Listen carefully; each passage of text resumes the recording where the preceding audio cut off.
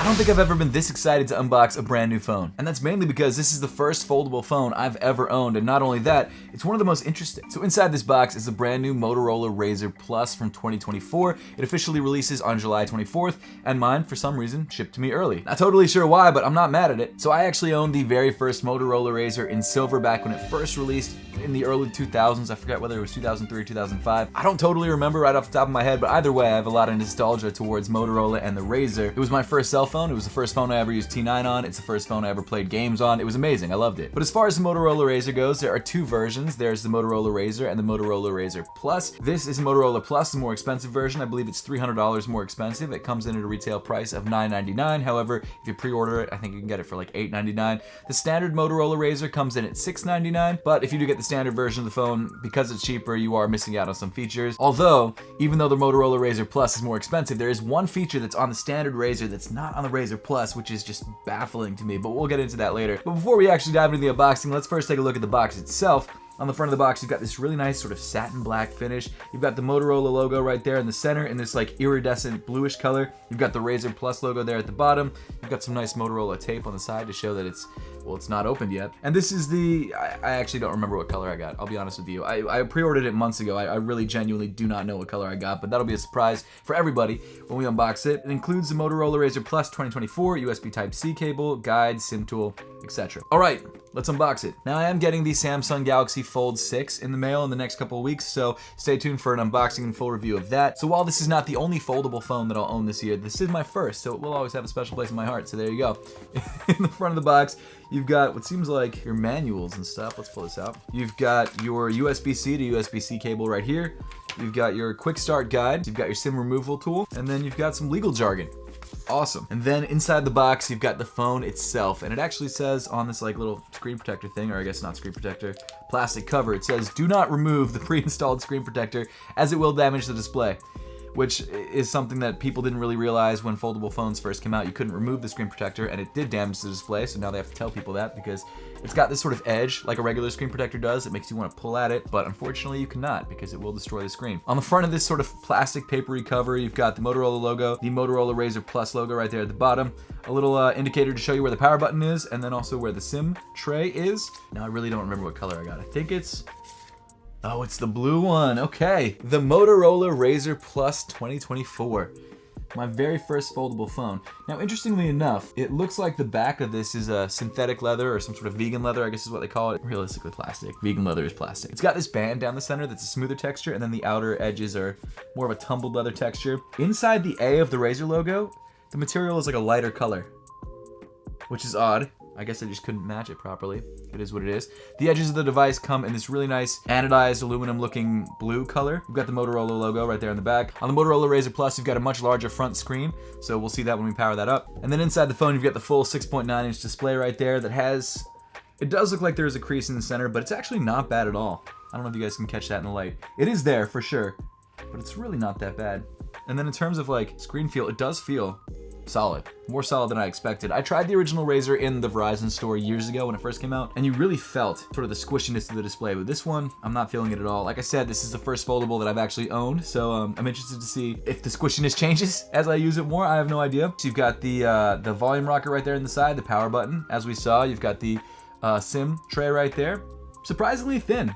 Surprisingly a thin device. Now let's flip it closed for the first time. Oh, it's a very satisfying sound. Listen to that. Oh, that's great. I love that. As far as the actual size of the phone, this is great. It gets so small and compact. It's got nice weight to it. It feels premium. Apparently the hinge is completely redesigned to be 31% smaller, I believe is the actual number. And apparently the gaps have been reduced by 50%, so you get less dust, and there's a new brush hinge in there. So apparently overall it's supposed to be a more durable and more dust-resistant hinge. And actually this phone now does have IPX8 water resistance, which means that it can get fully submerged in water. It just isn't dust resistant, which is one small issue, I guess. But at the end of the day, these phones have gotten significantly better over the last like 5-ish years that they've been out. Not just the RAZR, but foldable phones in general. Wow, it feels way more premium than I expected. I mean, I guess you're paying $1,000 for a phone. It should feel premium, but that flip is so nice. Hello, Moto. Oh, it's on the back screen as well. Look at that. Oh, it's so sick. There's stuff going on the outside. Oh, it's the same thing. Oh my goodness. I don't know why I'm so excited. Looking for updates, getting your phone ready. You can definitely feel where the hinge is. There's a definite sort of like crease, but it's not that major. The keyboard's in the bottom half of the screen, so I'm probably not going to be clicking that area too much. Maybe if, oh, almost dropped it. Maybe if I play a game or something like that. But nothing major. It is taller and thinner than my iPhone, and this is the iPhone 15 Pro Max, so the larger iPhone. It's not like a huge amount thinner, but it is definitely thinner. It is telling you specifically do not remove the screen protector, and around the edge of the screen, it's not that noticeable. But unlike the previous RAZR, there's no cutout, like there's no U-shaped cutout for the camera, so it makes it a little bit less noticeable. Before closing your phone, always ensure that nothing comes in between the folded screen. Avoid pressure on the middle of the screen with excessive force. Okay. Your phone is not waterproof, but it is water resistant when immersed up to 1.5 meters of water for up to 30 minutes. Avoid charging a wet phone. Expose your phone to dust, sand, pieces of debris. So this is not a beach phone. Keep products with magnets away from pacemakers, internal cardiac defibrillators, other devices that can be affected by magnetic fields. Gotcha, okay. So there's a lot you need to know. Okay, so the actual screen size is the same as the standard Motorola RAZR. The difference in screen size comes on the outside of the phone. On the outside of the phone, you've got this beautiful, almost full-sized display, whereas on the regular Motorola RAZR, it's a little bit smaller. You do have always-on options if you'd like to use those, which I think I will be using. Apparently the glass in the external display is Gorilla Glass Victus, which is great. The internal display obviously is not as I'm not used to not having a case on a phone. The glass on the internal display is not as strong, would be the assumption there. There are some really cool things that you can do with this phone, like tent mode, where you can set the phone up like this and have a clock or maybe your music on the outer screen. So you can change it if you're exercising or maybe keep it by your bed. There are other cool features like the camera. So this is one I really wanted to check out. The selfie mode on this camera is probably the best part of the phone. The fact that you have a front-facing screen right there that shows you exactly what you're looking at so you can pose exactly how you want. It's pretty incredible. There is a really cool feature where when you turn the phone like this, it's kind of unnecessary, but it's cool. Basically, it turns on camcorder mode. It starts recording, and you can actually hold the phone like this like you would an old-school camcorder, and then slide on the side screen to zoom in and zoom out, which is pretty cool. That's pretty cool. That is pretty cool. And then you can zoom in, zoom out. But let me get this phone set up. Let me sign into everything, and then I'll come back to you guys and give you some more information about the Motorola RAZR Plus. 3 hours later. All right, so I've been using the Motorola RAZR Plus for the last 5 hours. Now, obviously, this is not going to be any kind of full review. This is purely just I guess an extended unboxing. The full review will be coming in the next couple days once I have a chance to actually use this as my primary phone for the next couple days and do all the things that I do with my phone, like take pictures and videos and all that sort of good stuff. But so far, so good. Now there are definitely some shortcomings. The first is that on the outside of this phone, at least on the Plus model, one of the cameras that was the ultra-wide camera was replaced with a 2x optical zoom camera, which for me is absolutely useless because when I do any kind of vlogging, I usually use the ultra-wide to make sure that I'm catching everything. But for some reason, the cheaper standard RAZR still has the ultra-wide, which is odd.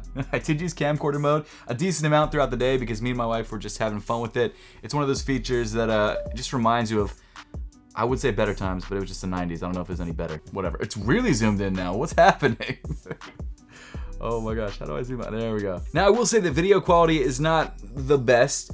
It's not terrible, but it's not great. Let me turn it this way. There we go. Now we're in standard video mode. But overall, it's not bad. This would actually be an excellent vlogging camera because I can see myself. You've got an outward-facing screen, which I actually really love. I just wish the cameras were better. This might be a little scatterbrained because I'm just going to talk about all my experiences I had with this phone over the last 5 or 6 hours. One thing I really loved was the fact that whenever I got a phone call, I just opened up the phone like that. Hello, Moto. It was great. I loved it. And then if I wanted to hang up with someone mid-conversation, there we go. The screen itself is solid. I think the aspect ratio is a little odd. Like when you try and watch videos on YouTube, it's really long. When you're watching videos on YouTube and you have it in full screen, there's like these huge black bars on either side because the aspect ratio is so wide. It's very, very odd. Also, if you guys haven't seen my sneaker channel, which is my main channel, make sure to check it out. Links in the top of the description below. I mean, it still looks good. Sound quality is decent. Here, check this out. The original idea behind the design of this shoe is to create a more durable and more comfortable tennis sneaker. But like many sneakers that are it's fine. century old, It gets the job done. It's nothing that impressive. I don't think it's significantly worse than anything else that I've tested recently, though. I'll be honest, I've just been enamored with the flip screen on this thing. I've just been flipping it back and forth, and it makes such a nice sound. Listen to that. It's like a muted, I don't know what it is, but I love it.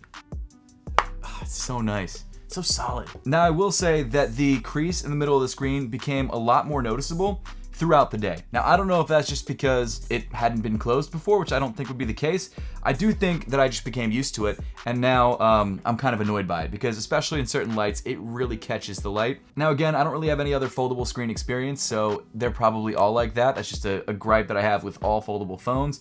But I'll be honest, I was expecting something a little bit flatter than this. That being said, again, it wasn't really that serious of an issue. It didn't really bother me that much. I just was kind of hopeful that it would feel like a totally flat screen, especially because of what do they call it? Floating hinge plate, which may or may not be a new thing. They just said that in the marketing material. I don't know if that's a new feature, or if that's just something they're just talking about again. Now, I was really impressed by the outer screen. First of all, it's amazing for taking selfies, the fact that you can see yourself like this. Interestingly though, for some reason it only took selfies in squares. I'm not sure exactly why it shot 1x1 photos, but it did. Now, I'd hope that you could change that in settings, but I haven't really dug into the settings deep enough to figure that out yet. One thing I did turn on though in settings was the always on screen. And what's really cool about this is that you can have obviously the time displayed at all times, and then you can also have things like the weather, the battery, the date, all that sort of good stuff, all displayed underneath the time, and your notifications always on. There's a couple different things in settings that you can turn on to wake the phone. I have all of them turned on, so nudge, I think look or tap or whatever it is. I have a couple different things turned on to basically turn on the outside screen whenever I want to. But the outside screen, honestly,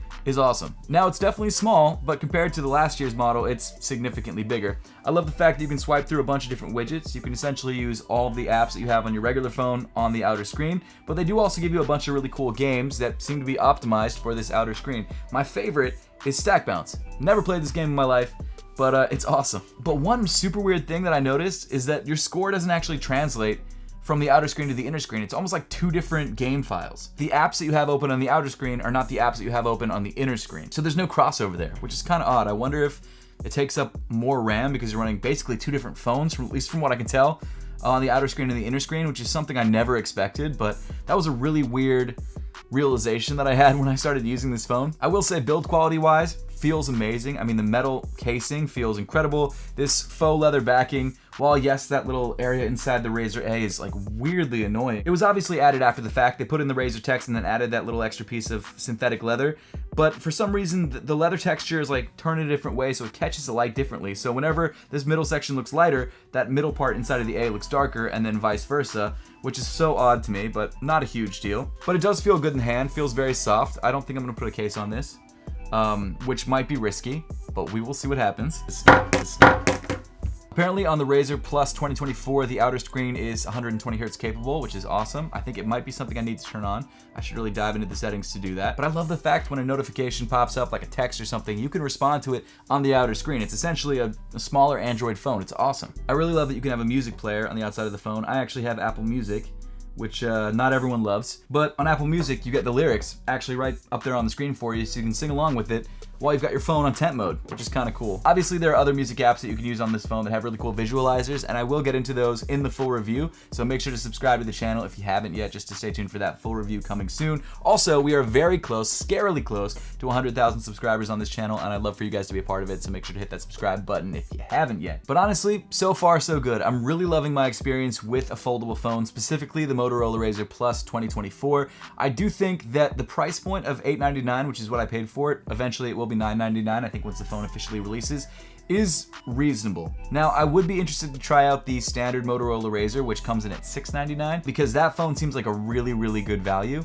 But unfortunately, I'm not going to spend the money on two RAZRs. I feel like one is enough for me. But that's just because I have to buy all the phones myself. I'm not at the point yet where people send me phones. But either way, it's a really cool phone. I'm really excited about using it. I love the different screen orientations that you can do. I love all the possibilities that it creates for photo taking. And if the cameras were better, this would be an amazing vlogging camera. I might still try and film part of the review on this camera, see how it looks. But that pretty much wraps things up. Let me know your thoughts on the Motorola Plus 2024 in the comment section down below. Let me know if you pre-ordered one and whether you think it's a cool phone. If you don't, still let me know. I'd love to know your thoughts. Make sure to subscribe if you haven't yet, and I'll see you all in the next one.